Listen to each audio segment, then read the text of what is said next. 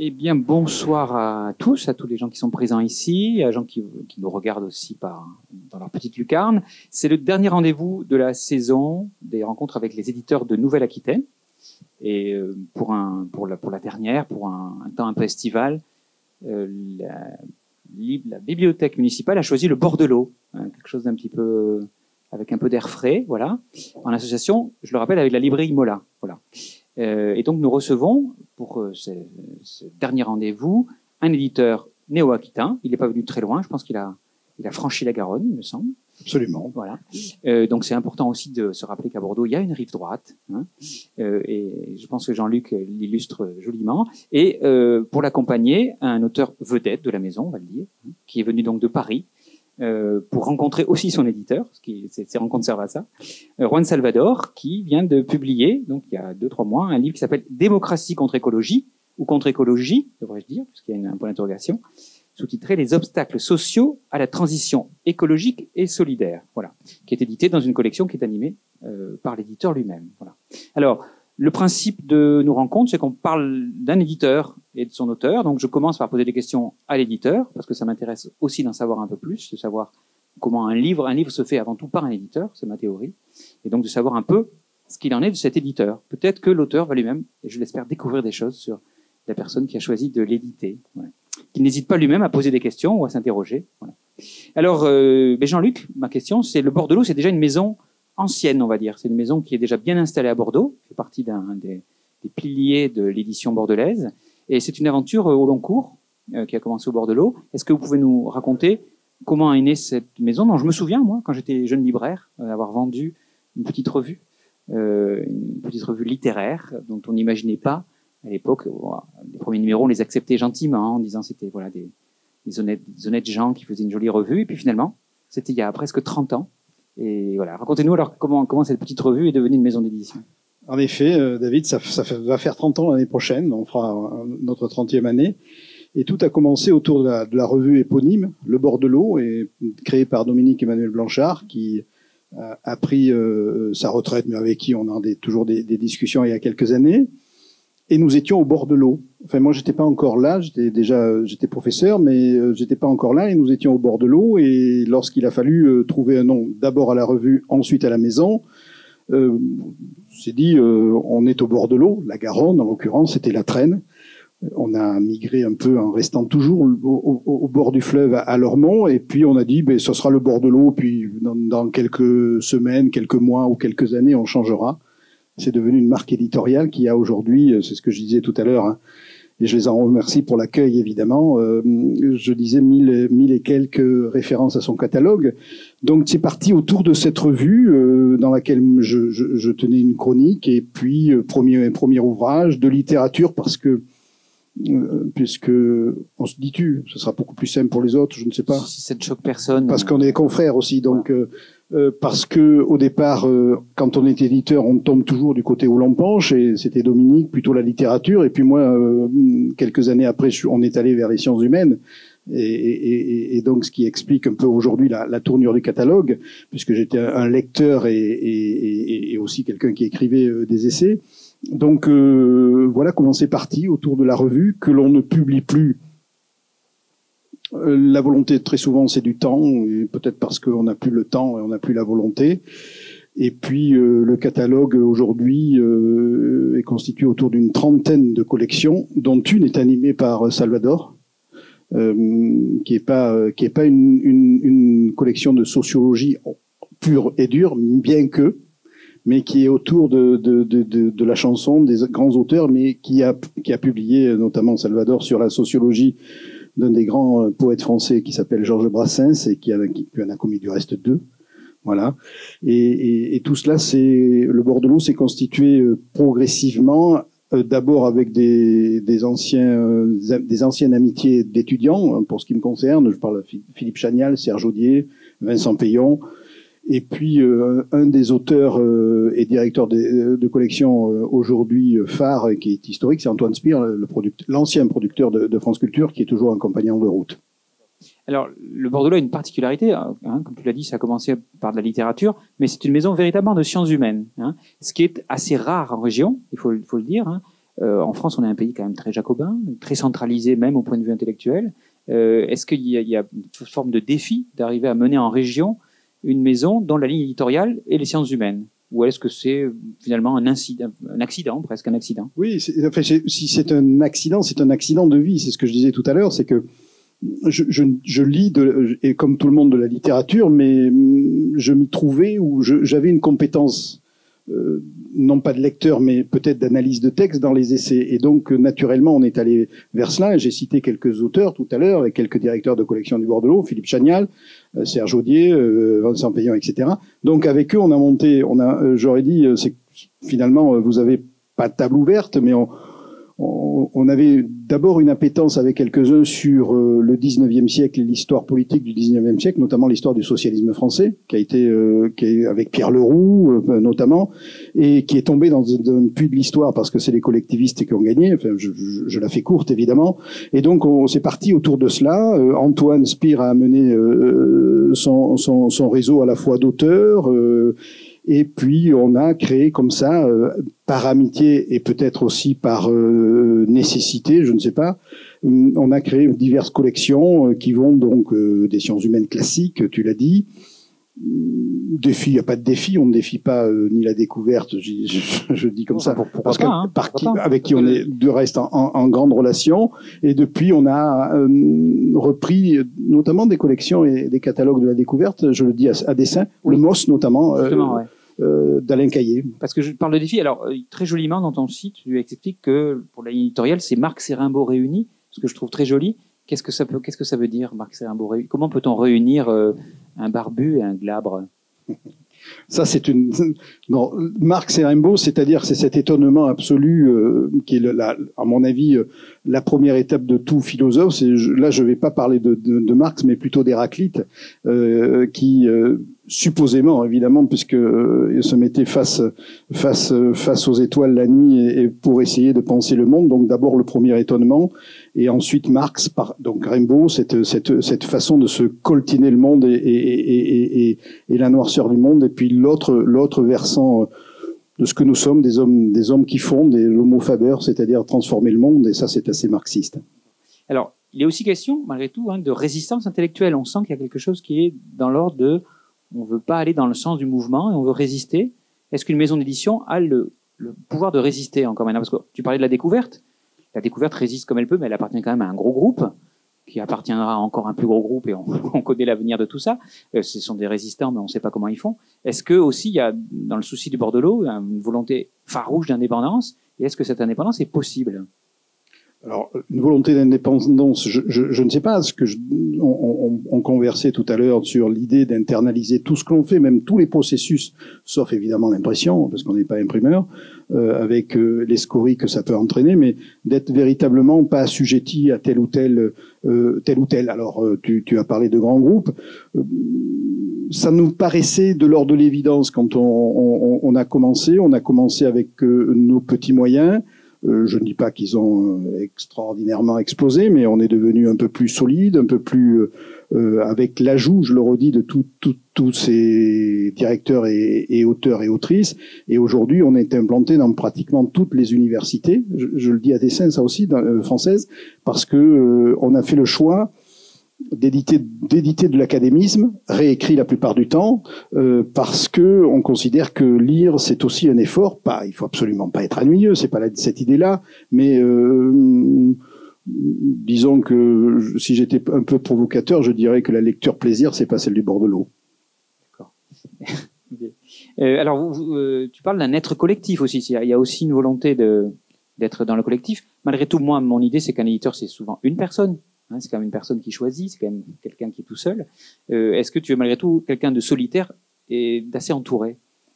Comment on s'entoure quand on est un solitaire? Solitaire, oui. Comme chacun sait, je ne participe pas beaucoup j'ai rien dit. aux agapes culturelles à Bordeaux, non pas parce que les gens non, mais parce que c'est ma nature. Mais oui, on n'est pas 36 000 à décider, mais je suis entouré d'une très jeune équipe.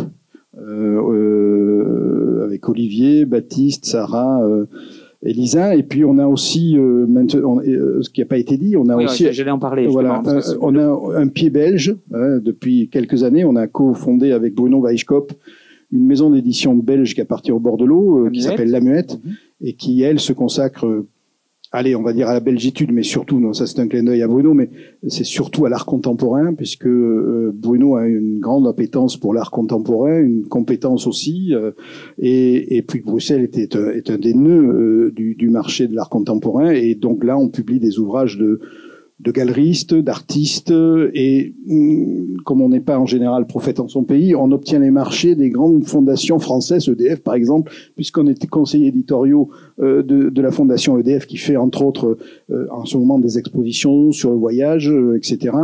Et c'est La Meute qui a remporté à chaque fois le marché et les catalogues, et le prochain est encore a été signé récemment. Alors, moi, en tant qu'éditeur, ça m'intéresse aussi, mais quelle idée de créer une autre maison d'édition. Et puis en plus, il y a Spondi, qui quand on ouvre le site, c'est écrit carrément en corse. D'où ça vient? Enfin, ça fait un côté un peu capitaine d'industrie, enfin quelqu'un j'essaie de comprendre ça parce que moi je suis assez étonné. David, c'est le hasard. Alors, commençons par la Belgique. Après, on viendra sur notre part corse. La Belgique, on parlait tout à l'heure de hasard, c'est un jour, d'ailleurs je suis en Corse, un jour un Belge me contacte, je dis bien un Belge, bon il me dit je suis belge, ouais, écoutez pourquoi pas, il me dit je m'appelle Bruno Weisskop, j'ai été éditeur, j'avais une maison d'édition, mais je veux créer une collection, bon. Dans un premier temps, je me suis dit, c'est un escroc, puis il m'a expliqué les chiffres. D'ailleurs, c'est la première phrase, il le dirait lui-même, que je lui ai posée quand on s'est vu à Paris, vous êtes un escroc ou c'est réel? Et puis finalement, c'est devenu réel, puisqu'on a créé La Meute. Donc, il est venu vers nous, il était en contact avec on a cité Hachette et d'autres, et puis, parce que c'était lui, parce que c'était moi, sans doute, selon la formule que vous connaissez, on y est allé, et aujourd'hui, Bruno s'occupe non seulement de toutes les publications d'art, parce que là, je suis vraiment en retrait, et s'occupe aussi de tout le commercial avec les belles lettres, etc. Donc on s'est un peu partagé l'émission. D'accord. Vous avez finalement trouvé un allié, un associé, une sorte d'allié qui peut relayer. Ce qui nous permet aussi d'être mieux diffusé en Belgique ou dans le Benelux, y compris en Suisse, parce qu'il s'occupe aussi de la Suisse. Alors la mafia corse, le catalogue corse, je veux dire. Qu'est-ce que là c'est lié à notre histoire personnelle, familiale. Disons qu'on va pas parler Corse ce soir, mais la Corse nous a, je parle de ma famille évidemment, beaucoup nourri, et puis tout d'un coup, un jour, on rencontre aussi une personne qui dit qu'il a des textes. Moi, je sais que je dois un peu beaucoup à cette terre un peu aride, un peu particulière, qui a été avec Pascal et Paoli la première terre à faire la démocratie en Europe. C'est une démocratie qui a duré 14 ans, mais c'est déjà un embryon. Et donc, on est parti. Aujourd'hui, on a 16 références au catalogue, à la fois sur le patrimoine, à la fois sur la langue corse. Cette idée aussi, quand on est éditeur, d'accompagner autant qu'on le peut une langue qui peut mourir, puisqu'aujourd'hui, il n'y a plus que 70 000 locuteurs de langue corse, alors qu'elle est enseignée depuis les gouvernements socialistes.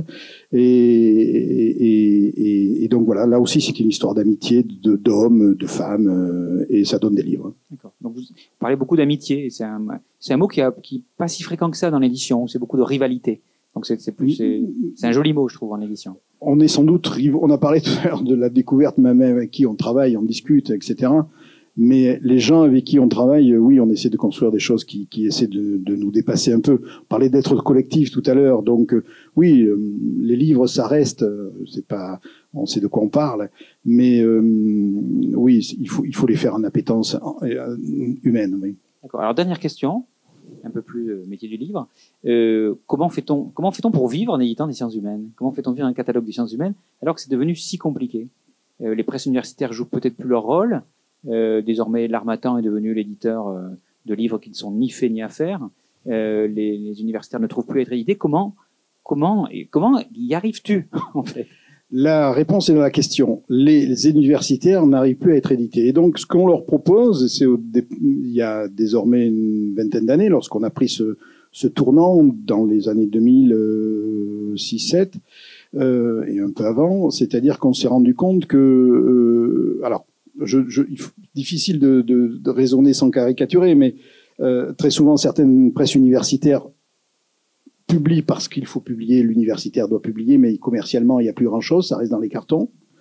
Et donc, on a pris le pari suivant, c'est-à-dire que avec un modèle économique extrêmement précis, on peut vivre en vendant entre 300 et 3000 exemplaires régulièrement. C'est le pari que l'on a fait. Écoutez, pour l'instant, il est tenu. D'accord. Bon, une réponse optimiste et encourageante. D'accord. Alors, on va en arriver à Juan Salvador, qui a été très sage, il n'est pas intervenu. Juan Salvador, il est édité par Jean-Luc, précisément, dans sa collection. Alors, moi, ce qui m'intéresserait, c'est de savoir comment le lien s'est fait. Comment Juan Salvador, qui a déjà un beau parcours universitaire, il s'est retrouvé au bord de l'eau, et non pas à la découverte, par exemple. Qu'est-ce qu'on trouve au bord de l'eau qu'on ne trouve pas à la découverte? Bonsoir. Ce qu'on trouve au bord de l'eau, c'est d'abord un éditeur que je qualifierais de militant, quelque part. Enfin, il n'aimera peut-être pas, mais...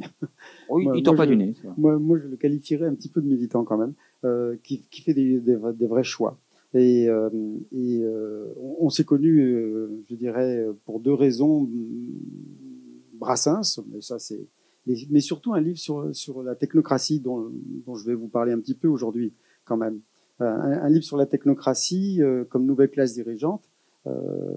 Et c'était pas facile de publier un ouvrage de ce type-là qui met en scène d'autres rapports sociaux, d'autres rapports de domination que le capitalisme face aux prolétaires de manière générale, on va dire dans le giron de la gauche.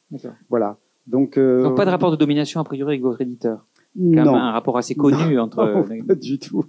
Pas du tout. Au contraire. Pour le Brassens, je voulais mettre une photo, enfin un dessin de Brassens que je voulais acheter moi-même, hein, parce que les photos de couverture, il faut payer ça aux ayants droit, et il a tenu à l'acheter lui-même.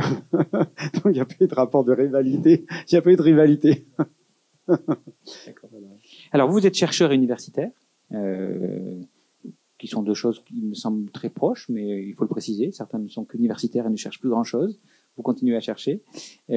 Alors, comme le dit votre éditeur, vous travaillez dans le domaine de la sociologie, de la vie quotidienne, hein, des enjeux socio-écologiques. Vous avez un périmètre assez large.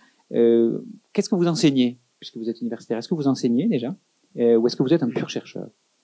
Lorsque j'enseignais encore régulièrement, car je suis devenu entre guillemets émérite, donc retraité, j'enseignais l'introduction à la socio-anthropologie de manière générale, mais aussi et surtout au niveau licence 3 et master, tout ce qui est sociologie urbaine et également la question des nouveaux rapports sociaux. Parce qu'à mes yeux, ce sont de nouveaux rapports sociaux. Ça n'enlève rien à l'existence du capitalisme, qui est là et bien là, je dirais, mais il y a de nouveaux types de domination qui viennent surplomber, je dirais, les relations typiquement capitalistes. Et donc, j'enseigne tout cela, oui. Et comme on est à Caen des amoureux de la connaissance pure, il y a Chénial à Caen et quelques autres. On a créé un enseignement de toute pièce de socio-anthropologie fondamentale où on parle de préhistoire en tant que sociologue et en tant que sociologue, oui, ce qui est assez exceptionnel. Préhistoire. Ouais. Voilà. D'accord.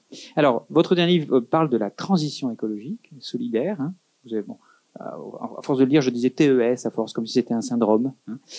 Mais c'est votre élément. Alors, moi, j'ai remarqué qu'il y a deux livres qui sont parus sur un sujet assez proche cette année. Le livre qui s'appelait Écologie et démocratie chez Premier Parallèle, il me semble, et puis La démocratie environnementale d'Éric Pommier, au PUF, qui aborde, enfin, pas de la même façon, bien entendu, mais qui sont sur ces thèmes de la démocratie et de l'écologie. Alors, vous-même arrivez avec votre livre, comment vous positionnez-vous par rapport à ces livres-là, et expliquez-nous un peu le paradoxe que l'on est en train de vivre en ce moment. Hein, vous commencez votre livre en disant qu'on vit un paradoxe assez compliqué. On est dans une situation d'urgence, et en même temps, on a l'impression que face à cette urgence, il y a une sorte de lenteur qui s'est installée, comme si tout était figé. Alors comment expliquez-vous ça et comment vous vous situez, vous, par rapport à des gens comme Pommier, Boussac, dans leur analyse de ce rapport avec la démocratie, ce qui devrait pouvoir aider l'écologie à se développer? Alors, les collègues qui évoquent la question de la démocratie en lien avec l'écologie, généralement s'intéressent aux lieux de débat public et aux procédures de débat public par rapport aux grandes infrastructures et secondairement aux médias ou au système électoral qui décourage, je dirais, en France en tout cas, contrairement à l'Allemagne, la participation, le poids réel des écologistes. Ils ne s'intéressent pas aux autres, je dirais, facteurs qui affaiblissent la conscience écologique. Et effectivement, je suis parti d'un constat un peu paradoxal. Comment se fait-il que la conscience sociale de l'exigence d'une protection de l'environnement et la connaissance des catastrophes écologiques qui s'accumulent soit quasi générale, quasi consensuelle, mis à part quelques climato-sceptiques qui sont devenus minoritaires quand même en France ou en Europe, et que parallèlement, paradoxalement, il y ait aussi peu de votes écologistes, contrairement à l'Allemagne.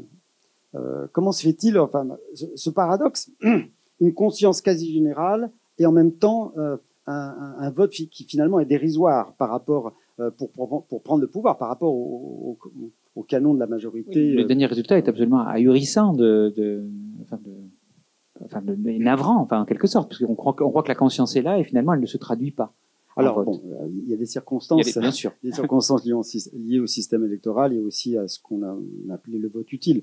Mais indépendamment de ça, même dans les élections, enfin dans les scrutins qui favorisent, qui sont à la proportionnelle, c'est en moyenne aux européennes par exemple, c'est 14%. Je crois qu'on n'a jamais fait mieux que 14% du côté des écologistes. Si on avait une proportionnelle intégrale, je pense qu'on ne dépasserait pas les 20% du côté de l'écologie. Alors qu'on devrait être à 80% si on tenait compte, de l'ampleur des désastres et du fait que tout le monde aujourd'hui est persuadé, ou presque tout le monde, une grande majorité, qu'il faut faire quelque chose et rapidement.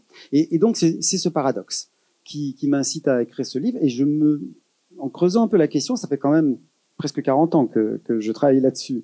J'avais fait ma thèse sur le mouvement écologiste. Oui, parce que quand on lit votre livre, on trouve des références qui sont très anciennes, très surprenantes. Hein, de dire, oui. J'en parlais déjà il y a 40 ans. Hein. Oui, tout à fait. Oui. J'avais fait ce qui doit être assez désespérant aussi. Mais bon. Oui, tout à fait. C'est un petit peu désespérant. Donc, ça fait 40 ans que je réfléchis à ça. Et finalement, je m'étais jamais vraiment posé la question de pourquoi ça passe finalement assez mal, le message écologique.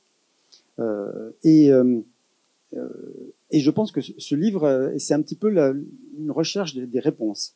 Et j'ai résumé tout cela autour de la démocratie. Pourquoi la démocratie? La démocratie telle qu'elle est aujourd'hui organisée.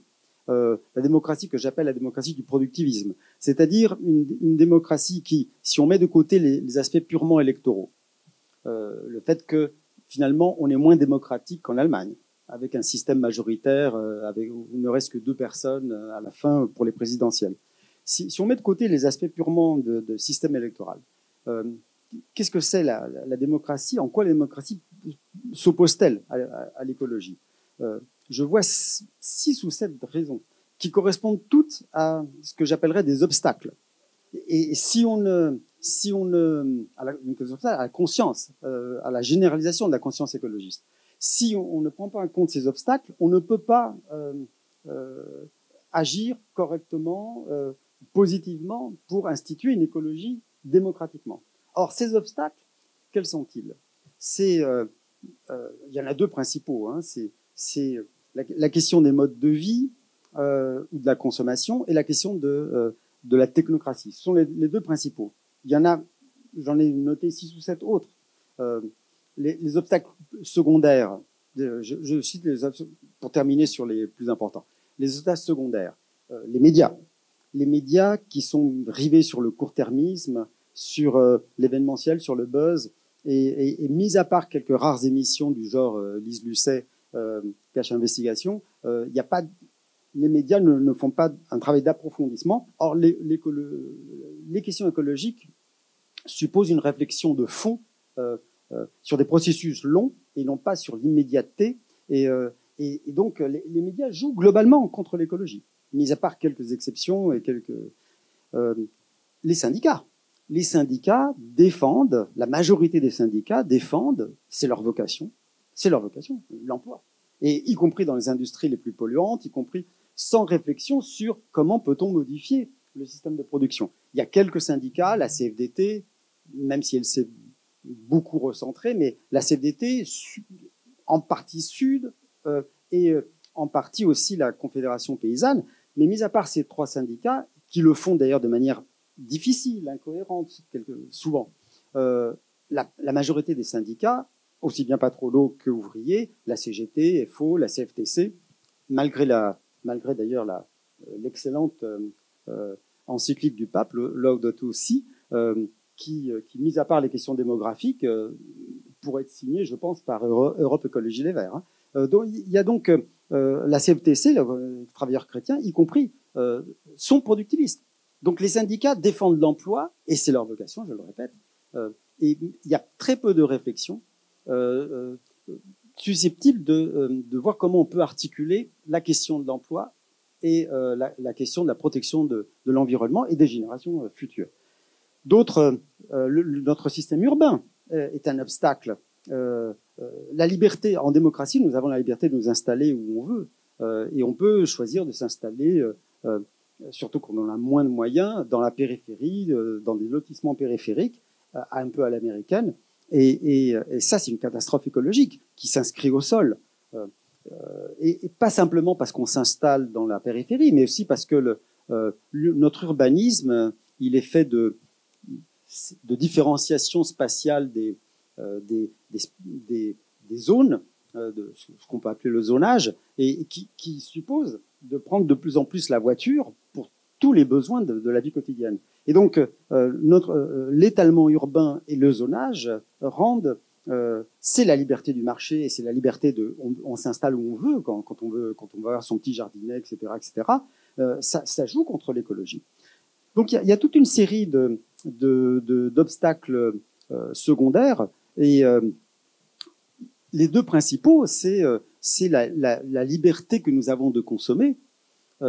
La liberté, c'est la liberté première, je dirais, dans une démocratie, Tocqueville le disait déjà, liberté que nous avons de consommer, qui se traduit par, en dehors des inégalités écologiques qui font que, en gros, en France, les 10% plus riches polluent par leur consommation 5 fois plus en moyenne que les 10% plus pauvres.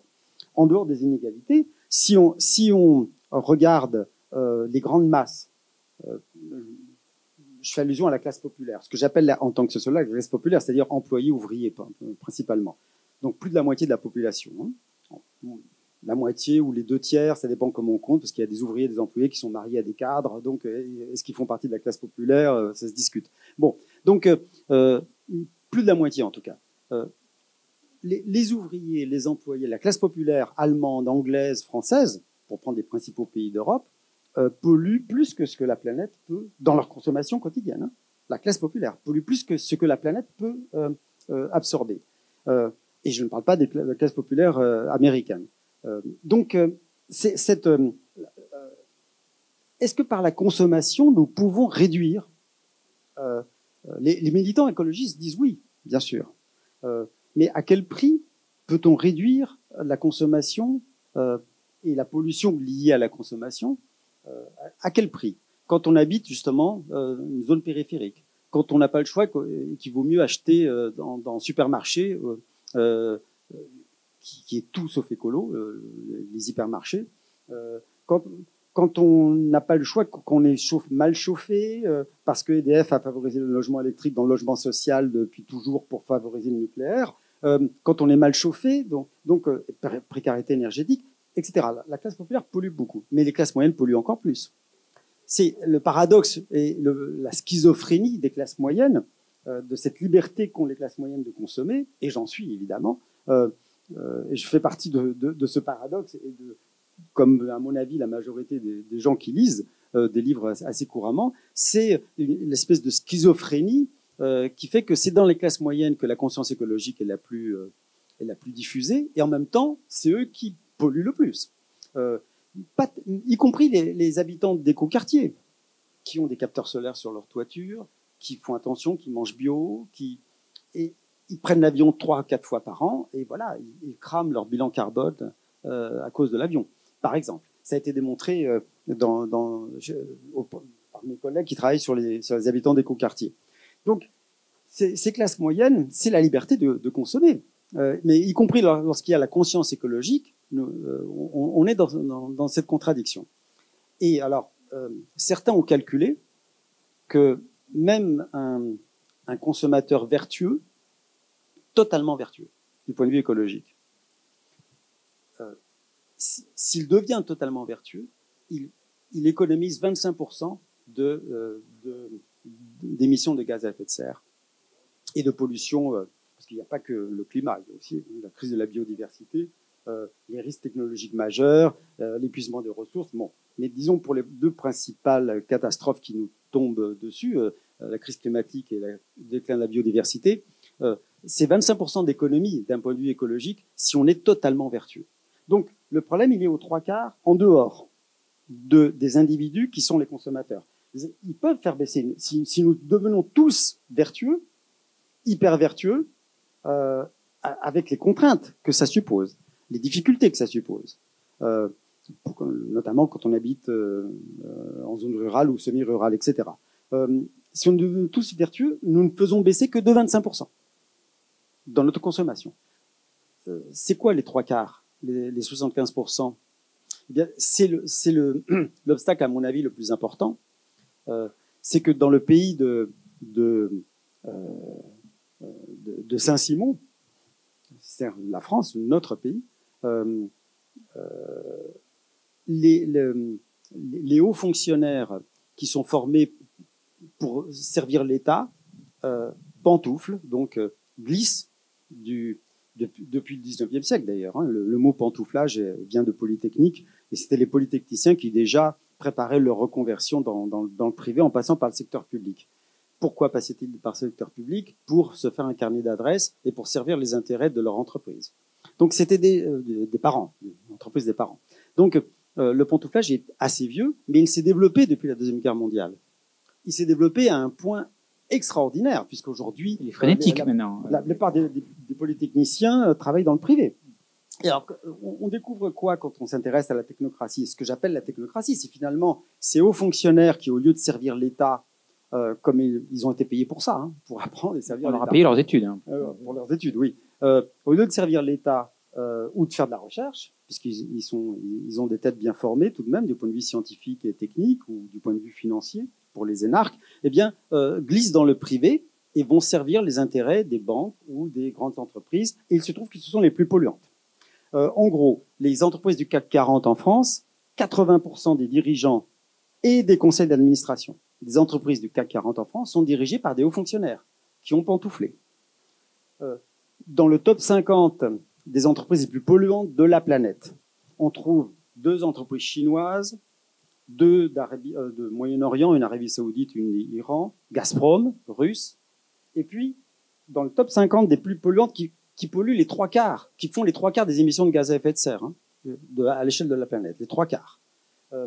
Et on trouve 6 entreprises françaises, 6 grands groupes, Total, Engie, Lafarge, Air Liquide, un vrai motif de fierté alors pour nous. Hein. Oui, non, mais la France arrive à s'imposer dans quelques domaines. Motif de fierté, mais il se trouve que ces 6 entreprises qui font partie du top 50 des entreprises les plus polluantes sont toutes dirigées par des hauts fonctionnaires. Il n'y a que Air Liquide qui ponctuellement ne l'est pas, mais les anciens dirigeants l'étaient. Donc des hauts fonctionnaires, énarques, polytechniciens, centrales, qui ont pantouflé. Alors qu'est-ce que ça veut dire au fond? Qu'est-ce que ça change? Lippietz me disait ça dans un débat, lui-même est polytechnicien. Lippietz, très écologiste, me disait mais non, je suis pas d'accord avec toi. c'est juste pour gagner plus de fric. Non, non, c'est plus compliqué que ça. Les hauts fonctionnaires, lorsqu'ils se mettent à diriger de grands appareils industriels et financiers, apportent leur réseau de relations et créent des conflits d'intérêts qui font que nous ne pouvons pas résoudre des problèmes écologiques. Surtout dans un contexte où le nombre d'inspecteurs de l'environnement, de fonctionnaires, a notablement décru. Et c'est pas simplement depuis Macron, ni Hollande, déjà sous Sarkozy.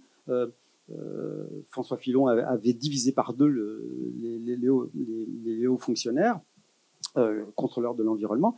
Mais même s'ils étaient là, à partir du moment où ils se mettent à diriger des entreprises qui sont censées contrôler, et ils se mettent à les diriger, on est dans un système pervers. On est dans un système pervers et les pollutions ne sont plus sanctionnées. Actuellement en France et en Europe, sur l'ensemble de l'Europe, ce sont les déclarations des grandes entreprises qui constituent ce qu'on appelle la base, enfin le volet environnemental de leur déclaration officielle. Et il n'y a pas de contrôle. Donc il y a beaucoup de fraude. Et donc, dans ces circonstances, dans ce contexte, on ne peut pas considérer que la démocratie aide l'écologie, puisqu'il est démocratique de faire du lobbying. Il est démocratique de faire du lobbying, et ce sont ces grandes entreprises qui font le plus de lobbying, celles que je viens de citer françaises, mais aussi l'INSERM, la FNSEA, font partie d'un groupe de lobbyistes dont le siège est à Veolia, actuellement, aujourd'hui, en France. Donc, si vous voulez, c'est cette difficulté dans le cadre actuel de l'organisation économique et sociale à prendre en compte sérieusement les questions d'écologie qui m'a fait écrire cet ouvrage. J'ajoute que si la technocratie est la nouvelle classe dirigeante, et c'est ce que beaucoup de sociologues pensent depuis les années 50 en fait, depuis que Burnham avait écrit un livre, un américain, qui avait été publié par Raymond Aron d'ailleurs et préfacé par Léon Blum à l'époque. Ensuite, ça a été repris, cette question de la technocratie a été reprise par Gurvitch, et par des sociologues qui ne sont pas marxistes ou de gauche. Pierre Winbaum a écrit d'excellents livres sur la technocratie française. Et c'est quelqu'un du centre droit, plutôt de droite même, je dirais. Et c'est donc quelqu'un qui réfléchit à ce qu'il appelait aussi, c'était le titre d'un de ses livres, le déclin du politique. Enfin, les hommes politiques qui sont élus n'ont pas le pouvoir. Ce sont les technocrates qui font les politiques publiques aujourd'hui. Oui, alors justement, que peut la démocratie face à ce pouvoir technocratique? Puisqu'on passe longtemps à nous dire qu'on a le pouvoir d'intervenir sur ça. On nous fait croire qu'on est, enfin, je ne devrais pas dire ça, mais on élit des gens qui sont supposés avoir le pouvoir sur les technocrates. On a un président qui supprime l'ENA en nous faisant croire qu'en supprimant l'ENA, il va supprimer les technocrates. Alors, résultat, les malheureux énarques font la grève, parce qu'ils sont malheureux. Que peut la démocratie, en fait? Parce que votre constat, il est en fait assez alarmant. Il est assez terrible, parce que quand vous nous dites que les médias, vous parlez des médias, vous dites que les médias, c'est atroce, quoi. Les médias ne sont jamais qu'un relais très faible de cet aspect-là. Que peut la démocratie face à ça, précisément, alors, pour vous? Est-ce qu'elle a une action possible? Ou est-ce que on est allé trop loin? Enfin, pour faire de la collapsologie politique, est-ce qu'on en est à un point où la technocratie a tellement pris le pouvoir qu'on ne peut pas faire machine arrière? Je pense que oui, on peut faire machine arrière, mais il faut avoir le courage de prendre des décisions politiques qui pourraient nous faire aller un peu en arrière, en effet. Et c'est, bon, j'ai lu dans certains ouvrages, par exemple Delphine Bateau écrit, il faut interdire le pantouflage ou éviter le lobbying. Ok, on peut interdire le pantouflage, c'est compliqué parce qu'on est en démocratie justement. Et donc je vois mal comment on peut interdire à quelqu'un, une fois qu'il a fait son service militaire entre guillemets, je veux dire le service qu'il doit à l'État, de passer dans le privé. On est libre tout de même de travailler où on veut. Donc c'est difficile. Interdire le lobbying. On pourra toujours faire des dîners en ville. Parce que le lobbying, c'est un nom récent pour quelque chose qui s'est toujours fait. Oui, aux États-Unis, le lobbying est très, très fait. actif, hyper actif. En France, il est moins visible, mais il est réel. Enfin, tout à fait. Non, moi, je vois je pense qu'il y a des mesures beaucoup plus structurelles et fondamentales à prendre. D'abord, sur ceux qui prennent les décisions les plus dangereuses. Alors, qui prend les décisions les plus dangereuses, justement Est-ce que c'est les super-États? Vous parlez des super-États et choses comme ça? Alors, c'est principalement les technocrates qui dirigent, les élites technocratiques qui dirigent ces grands appareils les plus polluants, mais aussi des hommes politiques. Or, actuellement, comme c'est les hommes politiques qui prennent les décisions, ou les dirigeants, y compris à l'échelle locale, lorsqu'il y a un dommage quelconque, on se retourne contre l'État pour négligence, et c'est finalement le contribuable qui paie. Au lieu que ce soit le pollueur, c'est la victime qui paie, finalement. Oui, c'est un peu le principe. Notre système. Notre système fonctionne comme ça, de manière assez perverse. Et donc, ce que je vois, c'est à l'échelle individuelle, déjà, des décideurs, de ceux qui prennent des décisions dont l'impact et dont la conséquence pourrait se révéler dans 10, 20, 30 ans, quelquefois. Quand ils seront plus aux affaires, quand ils seront peut-être même morts. Et donc, comment faire en sorte que les pollueurs soient les payeurs? Peut-être que la finance peut servir l'écologie d'une certaine manière. Un système d'assurance obligatoire à condition de prendre la décision, politiquement parlant. Un système d'assurance obligatoire et de réassurance des assureurs ferait que les assureurs, ça leur coûterait tellement cher de payer les pots cassés des pollutions et des dégradations de la santé environnementale qu'il y aurait un véritable principe de précaution, une rétroaction, et c'est eux qui contrôleraient en quelque sorte les décideurs, les assureurs.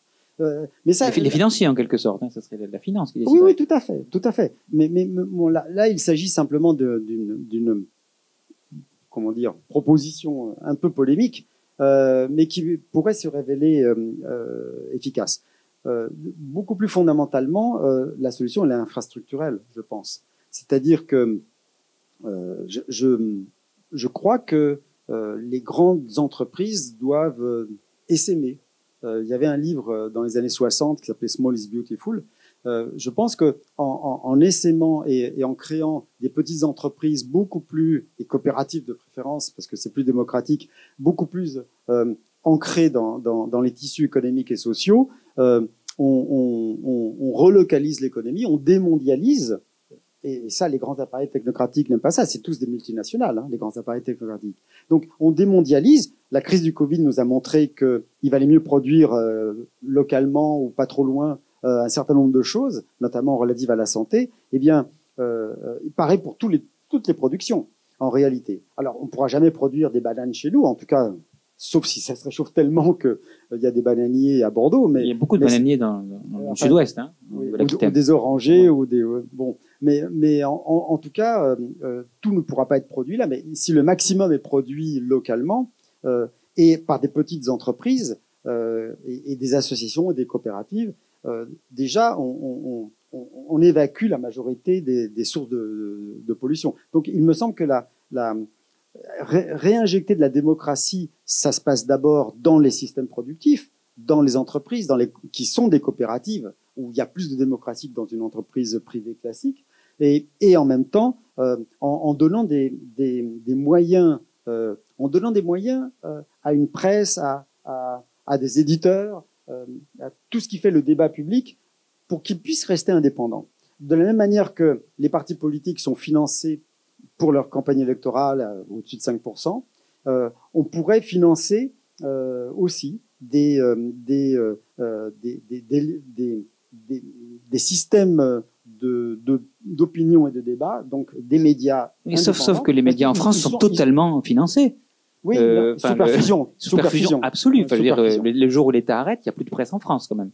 Que ce soit le Figaro ou Valeurs Actuelles, ils touchent tous de l'argent. Tous les producteurs de presse en touchent. On a vu dans l'effondrement des diffuseurs de presse il y a 2 ans, qui est passé à peu près inaperçu quand même. En France, l'opinion publique est quand même totalement sous perfusion. On nous le dit pas. Donc c'est déjà un peu actif, ça. Pas que sous perfusion d'État, malheureusement, sous perfusion aussi des industries. Des industriels, des gens riches, bien sûr. Des publicités. Bien sûr. cette perfusion-là, elle est plus dangereuse pour voilà. l'écologie. Alors, comment on peut remédier à ça? Enfin, comment l'indépendance a un prix et on a l'impression que personne n'a les moyens de payer ce prix-là, en fait. Qui aurait les moyens de payer ce prix-là? Alors, c'est pour ça que j'insistais tout à l'heure avec le Bordelot qui a le souci de l'indépendance, mais c'est se battre avec des tout petits bras face à des moulins à vent absolument monstrueux. Oui, enfin, je crois qu'on choisit pas au départ. Enfin, je parle de ma position d'éditeur. On choisit pas le combat, même si l'édition, je le dis souvent, moi c'est un sport de combat, mais on se bat parce que tout d'un coup se dresse face à nous un supposé adversaire. Tout à l'heure, on a parlé d'autres marques éditoriales de sciences humaines, mais parce que bon, l'édition c'est une affaire. C'est une affaire d'offres. On parle de tout à l'heure d'économie, et tout d'un coup, on fait un bouquin que personne n'attend. Nous, on fait pas d'études de marché pour ça. C'est un métier de prototype. Exactement. Voilà. Donc, tout d'un coup, on fait quelque chose que, bon, on a pris plaisir à lire, à éditer, à travailler avec l'auteur. Et tout d'un coup, ça rencontre un public. Mais au départ, je le redis, on n'est pas du tout dans les modèles économiques que l'on enseigne à HEC. À HEC, on va d'abord expliquer que pour qu'un produit puisse, parce qu'il s'agit d'un produit, désolé de parler comme ça, mais même si c'est un produit d'idées, etc., mais on explique que d'abord, il faut étudier le marché, il faut étudier sa clientèle, etc. Nous, pour ce qui me concerne, j'ai simplement eu envie tout à l'heure je parlais du 19e siècle, j'ai simplement eu envie de sortir d'un des puits de l'histoire quelques idées politiques, et puis après ça sème, et on vient à l'écologie, etc. Mais en écoutant tout à l'heure Salvador, je me disais une chose, c'est que et là en ce moment c'est un phénomène, j'y pensais en relisant ton texte ce matin, qui vient, c'est que l'écologie est peut-être la prochaine, comment dirais-je, guerre civile à bas bruit qui risque d'advenir, puisque on reçoit des textes et j'ai envie d'en éditer où on nous dit que c'est aujourd'hui nos générations, c'est-à-dire les vieux, qui aujourd'hui empêchent tout développement, et que demain les jeunes vont nous interroger. Je vais faire du reste un livre de Manon Sala sur cette question-là. Demander des comptes. C'est-à-dire ceux qui votent contre l'écologie, parce que ce sont les vieux qui votent, les gens qui sont supposés, éduqués, politisés, etc. Et ceux qui subissent l'écologie, les jeunes ou ceux des quartiers, ne votent pas. Donc c'est peut-être le nouveau terrain de la guerre civile à bas bruit. Alors justement, parce que Juan le disait, enfin, moi j'ai remarqué dans le livre quand même, c'est un livre qui s'appelle Démocratie contre écologie. Vous parlez beaucoup de tensions, de conflits. Oui. C'est quand même un livre que vous construisez contre, et vous expliquez qu'on est dans un système de tensions, qu'il faut affronter ces tensions-là. Oui, alors je vais répondre tout de suite à cette question, à cette remarque, mais j'ai oublié de dire tout à l'heure, mais qui me fait penser que, c'est une formule que j'utilise assez souvent depuis longtemps. Il me semble que l'avenir de l'écologie est dans le passé du socialisme, c'est-à-dire dans tout le secteur. Tu en parlais tout à l'heure à propos de Leroux et des travaux de Chanial, dans tout le secteur associationniste, mutualiste. Par exemple, Proudhon invente la Banque du Peuple, le microcrédit. Le mutualisme a créé de la solidarité avant même que la naissance de l'État-providence. Donc, c'est une des pistes pour l'écologie, ça, de revenir à un système mutualiste, associationniste, coopérativiste. Maintenant, sur votre question, pourquoi le conflit? Parce que c'est la base de la démocratie. C'est quelqu'un de droite qui le dit, Raymond Aron, dans un livre en 1965. Il était alors éditorialiste au Figaro. Donc c'est pas un journal de gauchiste, me semble-t-il, le Figaro. Et il écrivait, Raymond Aron, à juste titre, parce qu'il faut appeler un chat, il écrivait dans un livre qui s'appelle Les désillusions du progrès. Il écrivait qu'il n'y a pas de démocratie sans lutte des classes. Bon, on parlait encore beaucoup de lutte des classes à l'époque, mais qu'est-ce qu'il veut dire au fond? Au fond, il veut dire que s'il n'y a pas une libre expression des intérêts divergents dans une démocratie, il n'y a pas de démocratie. D'ailleurs, la meilleure preuve, c'est qu'il n'y a pas de débat, il n'y a pas d'opposition, il n'y a pas de contestation en Chine, en Russie, en Iran, en Turquie. Il y en a pas. Ce ne sont pas des démocraties. Par contre, là où il y a conflit, il y a des... Donc j'en ai tiré une conclusion pour répondre à votre question, et c'est aussi une des pistes, me semble-t-il, que je n'invente pas, qui existe déjà, que Borloo a déjà proposé d'une certaine manière quand il a créé son Grenelle de l'environnement. Plus de démocratie pour plus d'écologie, c'est aujourd'hui réunir avec un cahier des charges très précis, hein, et avec contrainte de résultats, je dirais, et sous la houlette d'une puissance publique. C'est réunir des gens que tout oppose pour qu'ils se castagnent, oui, bien sûr, enfin verbalement, bien sûr, et qu'ils négocient, comme c'était prévu dans le Grenelle de l'environnement. Plutôt que les conventions citoyennes, plutôt que ça, parce que vous êtes assez sévère avec ça. Ouais. Oui, parce que pour moi, ça c'est du populisme. Voilà. C'est du populisme. C'est de croire que. Alors, excusez-nous, c'est le moment agricole. Voilà, c'était le petit moment chantant pour commencer. Non. Les résultats de la Convention pour le climat, par exemple, étaient assez intéressants et finalement, au bout de 6 mois de formation, de conférences, etc., 150 personnes lambda peuvent produire des choses intéressantes. Dommage que le président n'ait pas tenu ses promesses et qu'il n'en ait pris que 25% qui ont été détricotés par l'Assemblée. Bon, ça c'est une autre chose. Mais pourquoi perdre 6 mois et prendre du temps à 150 personnes, alors que ce qu'ils ont fait, ces gens-là, c'est ce qu'on savait déjà, tous, que les associations, les partis politiques, les chercheurs, ceux qui réfléchissent à la question depuis longtemps, le savaient déjà. Ils n'ont rien inventé, hein. C'était du bon sens. Ils n'ont absolument rien inventé, donc c'est une perte de temps, et c'est un semblant démocratique de donner la parole au peuple. Le peuple prend la parole dans les manifestations, dans les associations, et donc c'est ça la démocratie. Quand je reprends Raymond Aron parce que pour moi c'est un des plus grands sociologues du XXe siècle. Hein. Je n'adhère pas à toutes ces prises de position politiques, loin de là, mais c'était un très grand sociologue.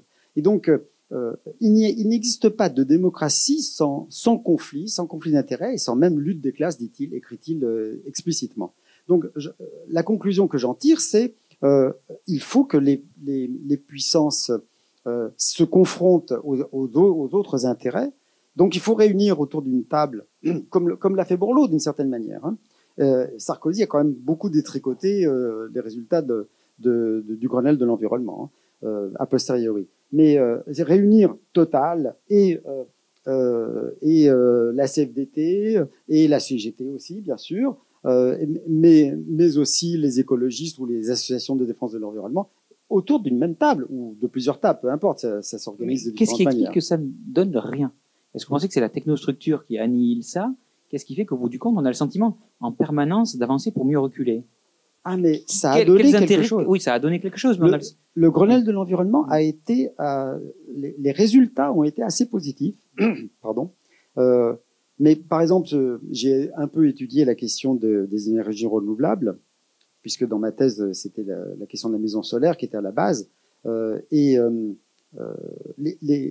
conséquences du Grenelle de l'environnement sur les énergies renouvelables chez les particuliers, pas que dans les grandes centrales solaires qui inondent les déserts ou les montagnes, etc., ou les méga spots d'éoliennes, mais chez les particuliers, parce que si l'ensemble des toitures, rien que sur les toitures de France, qui sont dirigées sud ou sud-ouest, étaient couvertes de panneaux solaires, on produirait plus que l'ensemble du parc nucléaire d'électricité. Et il n'y a pas que le soleil, il y a le vent, il y a la biomasse, il y a la géothermie. Donc, on peut se passer du nucléaire. On le sait. Et après le Grenelle de l'environnement, il y avait des mesures pour soutenir l'installation chez les particuliers. Beaucoup d'artisans, de petits artisans se sont formés pour ça. Et ce sont 2 ingénieurs des mines, polytechniciens ingénieurs des mines, comme il se doit, qui à la demande de Sarkozy, ont fait un rapport sur le coût exorbitant du solaire qui allait plomber le budget de l'État, alors que l'ensemble du surcoût du solaire, ce que EDF rachète 5 ou 6 fois plus cher, rachetait 5 à 6 fois plus cher, maintenant ça a beaucoup baissé, aux producteurs particuliers de photovoltaïque, coûte la moitié à peu près de ce que coûte Flamanville, le PR de Flamanville. Voilà, le nucléaire, pour toute la France. On sait à peu près ce que ça nous coûte maintenant. Voilà, d'accord. Okay. Alors, vous parlez aussi beaucoup des normes. On est dans un pays qui invente des normes en permanence. Est-ce que la norme n'est pas une sorte d'ennemi de la démocratie aussi? Est-ce qu'on n'est pas en permanence victime de normes qu'on ajoute, qu'on surajoute? Ah non, je crois que dès lors que les normes, et c'est les enjeux des réunions multipartites du genre Grenelle de l'environnement, dès lors que les normes surgissent du débat et qu'elles sont acceptables, Oui, parce qu'elles ont été négociées. Oui, parce que souvent elles sont issues des lobbies quand même. Les normes sont souvent imposées par les lobbies. Voilà. Qui vont, voilà. Voilà. Alors, si vous parlez des normes telles qu'elles existent actuellement, oui, Ouais. c'est très largement les lobbies. Je disais tout à l'heure, ce sont les appareils technocratiques qui font les politiques publiques, et pas simplement en France, également au niveau européen. Ce sont en effet les lobbies qui imposent ou qui pervertissent les projets de loi qui pourraient défendre tel ou tel aspect de problèmes écologiques. Ce sont en effet les grands appareils technocratiques qui, par leur logique de lobbying, et c'est eux qui financent le plus de lobbying. Il y a autant de lobbyistes à Bruxelles que de salariés de l'Union européenne. Pour vous dire, enfin, c'est hallucinant le lobbying. C'est un gros bassin d'emploi. C'est énorme, c'est énorme. Bon, donc il faut que je me taise. Non. La bibliothèque dans notre porte, nous vous souhaitons une agréable soirée. On a supprimé l'horloge parlante, donc il reste quand même malgré tout l'horloge de la bibliothèque. Excusez-moi. Non, à partir du moment où les normes sont négociées au préalable, elles sont beaucoup plus acceptées par on va dire une majorité de la population. Par exemple, au lieu d'imposer telle ou telle restriction à telle ou telle entreprise, si on lui propose, parlons de l'agriculture par exemple, si on propose aux agriculteurs des moyens de se convertir plus rapidement vers l'agriculture paysanne ou bio, plutôt que d'utiliser du glyphosate en permanence, ça passe beaucoup mieux. Et or, c'est pas ce qui se fait, paradoxalement. C'est pas ce qui se fait parce que les producteurs de pesticides sont extrêmement puissants. Et c'est pas que Monsanto qui est devenu Bayer aujourd'hui, mais c'est aussi Syngenta, c'est aussi Rhône-Poulenc en France, c'est aussi toute une série de grandes entreprises qui savent vendre leurs produits et savent retourner en quelque sorte les travaux scientifiques qui démontrent le danger de tous ces produits-là. Pas simplement pour l'environnement, mais également pour la santé humaine. Et le plus frappant et le plus, je dirais, inexplicable. Comment peut-on expliquer que ce sont les industriels qui font les normes en Europe, que ce sont les industriels qui décident comment dire, que l'Union européenne se base sur les déclarations officielles des industriels les plus pollueurs et polluants pour dire ben voilà, nous produisons tant de déchets, tant. C'est une aberration. Alors qu'il existe des travaux scientifiques qui sont neutres, qui sont révisés, débattus entre collègues dans des revues scientifiques qui sont neutres, et on n'en tient pas compte. On prend en compte les travaux scientifiques financés par les industriels, aussi bien en France qu'à l'échelle européenne. Il y a là un déni de démocratie tout de même. Mais comment comprendre que l'Union européenne, et les élus ne sont pas naïfs, fassent cela? C'est bien parce qu'il y a un système de lobbying qui favorise ce genre de phénomène. Voilà. Alors vous employez un mot que j'étais heureux de retrouver. Vous faites le contact. Alors il y a beaucoup de textes écrits. Hein. L'écologie, c'est ahurissant, ce qui peut être écrit depuis des années. On a l'impression qu'on se demande même si les gens se lisent entre eux, s'ils répètent pas toujours un peu la même chose. On parlait même de plagiat, comme si les gens se plagient et répètent toujours la même chose. Mais que les textes écrits sont en contradiction avec une forme d'humanisme classique. Ça, j'ai trouvé ça assez joli, comme si finalement on tournait le dos à quelque chose qui devrait nous être nécessaire et auquel on ne pense pas, qui est l'humanisme. Comment vous concevez cet humanisme-là? Est-ce que c'est un doux rêve ou est-ce que c'est une réalité vers laquelle on peut se retourner pour avoir des solutions? Je ne sais pas si je vais répondre à votre question exactement. Je suis frappé par le nombre d'écrits qui, en gros, disent la crise écologique, les problèmes écologiques, c'est parce qu'on n'a pas donné assez de place, parce qu'il y a eu trop d'humanisme en quelque sorte, parce qu'on n'a pas donné assez de place au bien-être animal, parce qu'on a mis l'homme au-dessus de tout, l'homme avec un petit H ou avec un grand H, peu importe. Et alors, oui, effectivement, le bien-être animal, c'est une question assez importante, mais quand même très secondaire par rapport d'abord au fait que naturellement parlant, nous sommes omnivores, donc nous mangeons des animaux aussi depuis toujours, depuis qu'on est des êtres humains, ce qui n'empêche pas d'être végétarien ceux qui le souhaitent, mais il est naturel d'être carnivore aussi dans la nature de l'homme. Mais si je referme cette parenthèse, Descola écrit Ne pense l'écologie, par exemple, donc Descola qui a repris la chaire de Lévi-Strauss au Collège de France d'anthropologie, écrit que c'est par excès d'humanisme que se posent les problèmes écologiques. Moi, je ne pense pas que Total, avec ses 14 milliards de bénéfices cette année, qui est le plus grand pollueur français, pollue la planète par excès d'humanisme. Je pense qu'il pollue la planète par excès d'intérêt personnel à produire, à l'extractivisme, etc. Et pas par excès d'humanisme. Au contraire, nous sommes les responsables.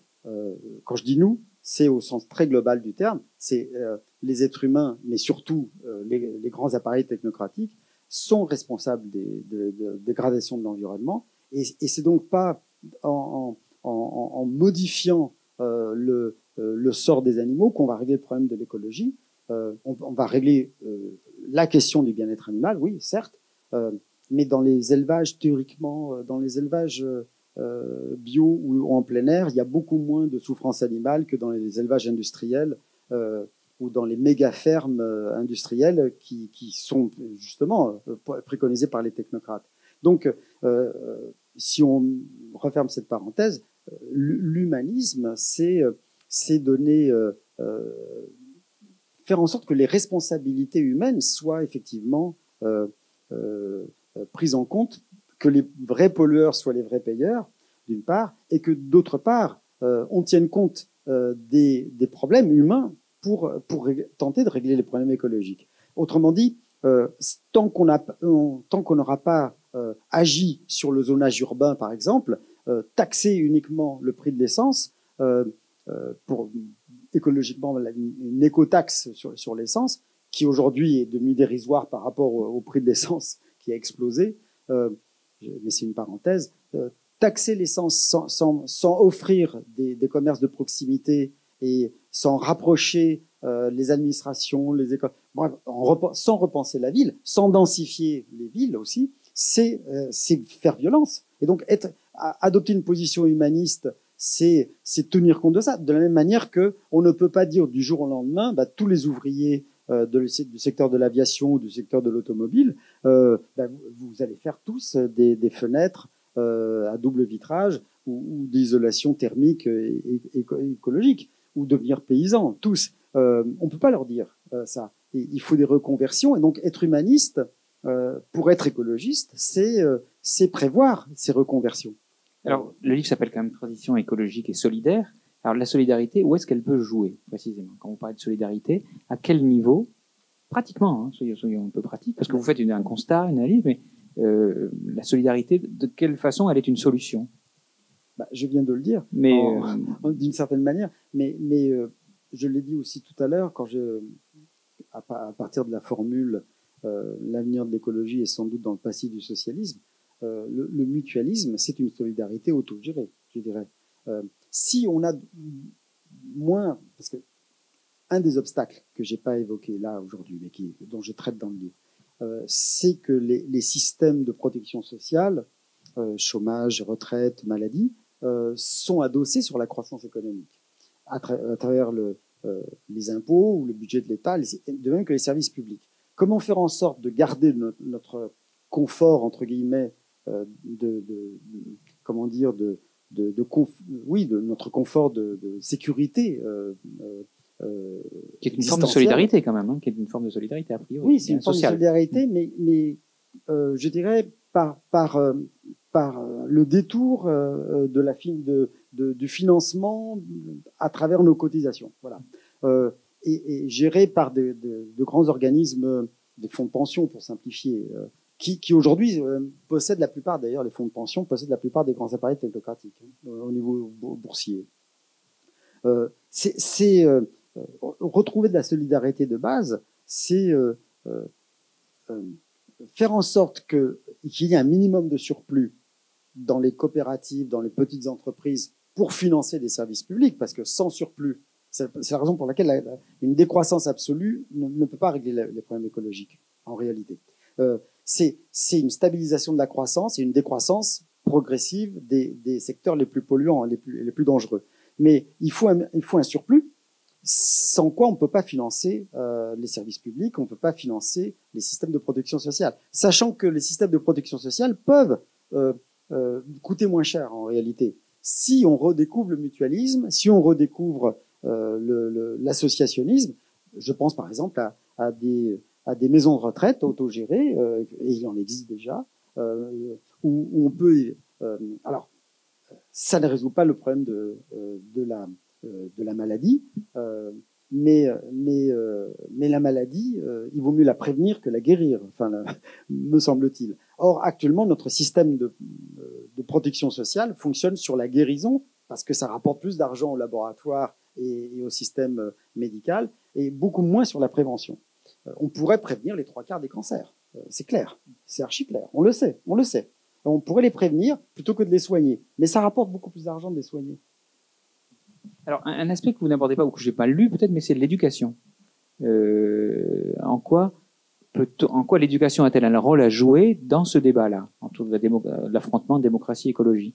Est-ce que c'est un aspect qui vous intéresse pas ou qui est trop complexe, mais vous l'abordez pas du tout? Non, je l'aborde pas parce que c'est déjà fait, je dirais. Ah d'accord. Voilà. Non, mais je veux dire par là qu'il n'y a pas il y a quasiment plus d'enjeux. Les jeunes aujourd'hui, les instituteurs font un boulot remarquable à cet égard. Les jeunes dans les écoles, mais également dans les collèges, sont extrêmement sensibles à la question. Moi, j'ai un doute énorme sur la question. J'ai 4 enfants, j'en ai 2 de 26 ans. Et ils commencent à me dire du mal des écologistes, quoi. Ah oui, mais ils ont 26 ans. Ils n'ont pas une dizaine d'années. Ah, j'en ai qui ont 10 ans aussi. Mais ce que je veux dire, c'est que ce sentiment aussi de sentiment qu'on leur le fait dans un monde de péché et de normes et d'interdits, qui les rend finalement assez réactionnaires à ce genre de choses, comme s'ils ont grandi là avec cette idée. Surtout, moi, j'ai dit des romans post-apocalyptiques, enfin des choses comme ça, que finalement on leur promet que le pire et qu'ils sont assez tentés de ne plus vouloir le voir. Est-ce que l'éducation s'est pas trompée en faisant... Moi, j'ai une enfant de 7 ans, de 10 ans, et on a le sentiment qu'il vit en permanence avec l'imminence de la catastrophe. Oui, c'est ce que j'étais en train de dire. La conscience écologique est déjà extrêmement diffusée chez les plus jeunes, en tout cas. Et ça peut même avoir un effet pervers, effectivement, anxiogène, extrêmement anxiogène. On l'a vu avec Greta Thunberg, mais d'aquabonisme surtout, dire à quoi ça rime, quoi. Alors, oui, il y a des effets pervers liés à la conscience, à la généralisation de la conscience. Effectivement, lorsque des nouvelles, parce que ça arrive assez fréquemment au journal de 20 heures, donc les médias les plus diffusés, il y a une accumulation d'inondations, de sécheresse, de problèmes. Ça fait du buzz, ça. C'est intéressant. Alors, ça fait du buzz, c'est intéressant, et en même temps, ça crée une espèce de fluidité événementielle qui fait que, bah oui, les gens se disent, une catastrophe de plus. Là, récemment, c'était les orages, les gros orages avec des grêlons meurtriers, meurtriers pour les cultures en tout cas, surtout, et pour les maisons. Et donc, les gens finissent par normaliser avec effectivement un sentiment secondaire de déni de réalité. C'est-à-dire que, au fond, une espèce de fatalisme. Voilà. J'allais vous le dire, on réinvente le fatalisme. Oui, dire après tout, on va échapper au virus, on va peut-être échapper à la grêle.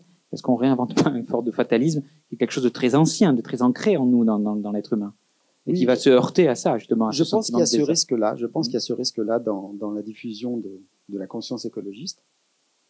Mais la résistance, elle provient aussi et surtout, me semble-t-il, du fait que peut-être que les jeunes ont plus de mal que que nous, on va dire, à nos âges, même si les âges sont variés ici, à se passer des portables, parce que c'est leur réseau social. Donc, redécouvrir l'écologie, c'est aussi redécouvrir des formes de sociabilité qui ne passeraient pas forcément par le téléphone portable, donc par les réseaux dits sociaux, qui sont asociaux aussi souvent. Et donc, c'est aussi ça, me semble-t-il, la difficulté. L'éducation, elle rend anxieux, l'éducation à l'environnement, elle rend anxieux. Donc, si on ne met pas à côté des éléments de ce que j'appelle à la fin du livre les orientations du progrès, des orientations écologiques du progrès, si on ne met pas des utopies positives à côté, effectivement, on crée de l'anxiété et en bout de course du déni de réalité ou une forme de fatalisme. De toute façon, c'est fichu, peuvent se dire beaucoup de gens. Donc je vais continuer à consommer comme je veux, à prendre l'avion comme je veux, à faire ceci comme je veux. De toute façon, c'est fichu. Alors que rien n'est fichu, que la vie sur Terre ne va pas disparaître, y compris la vie humaine. Il n'y aura pas que les fourmis qui vont survivre. Non, l'effondrement qui nous guette, c'est plutôt l'effondrement de notre système de protection sociale qui ne pourra plus être financé à cause des catastrophes qui vont s'accumuler. C'est aussi l'effondrement de l'état de bien-être. C'est ça qui nous guette, et non pas l'effondrement de la vie sur Terre. Alors pour conclure, parce que leur tournée, on a le sentiment qu'on pourrait y passer la soirée. Vous êtes passionné et passionnant.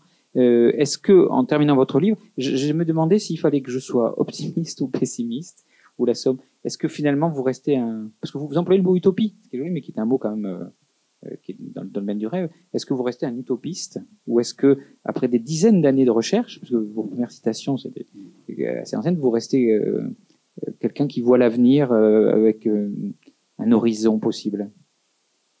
Pas tellement pour moi à mon âge, mais pour le transhumanisme vous promet 50 ans de vie encore. Et ceux que je ne connais pas et qui sont encore à naître. Pardonnez-moi, je vais vous faire une réponse de Normand, puisque je suis parisien, francilien, mais j'ai beaucoup travaillé en Normandie. La réponse de Normand, c'est que je suis un pessimiste de l'analyse, mais très pessimiste, et un optimiste, mais très optimiste de l'action. Et je pense que ce n'est que par l'action qu'on peut regagner un peu d'optimisme. Et c'est peut-être ça qu'on pourrait dire aux jeunes qui peuvent être déprimés ou qui peuvent dénier ou par fatalisme, ce qu'on disait à l'instant. Engage-toi dans une association. L'activisme. On peut peut-être leur dire ça. D'accord. Voilà. Eh bien, écoutez, merci beaucoup. C'était passionnant. Merci à l'éditeur de nous avoir permis de rencontrer Juan Salvador. On va conclure et en vous remerciant. On se donnera rendez-vous en septembre. Et une fois que j'aurai conclu, on pourrait après poser des questions à Juan Salvador. Profitez-en avant qu'il regagne la région parisienne extraordinairement polluée.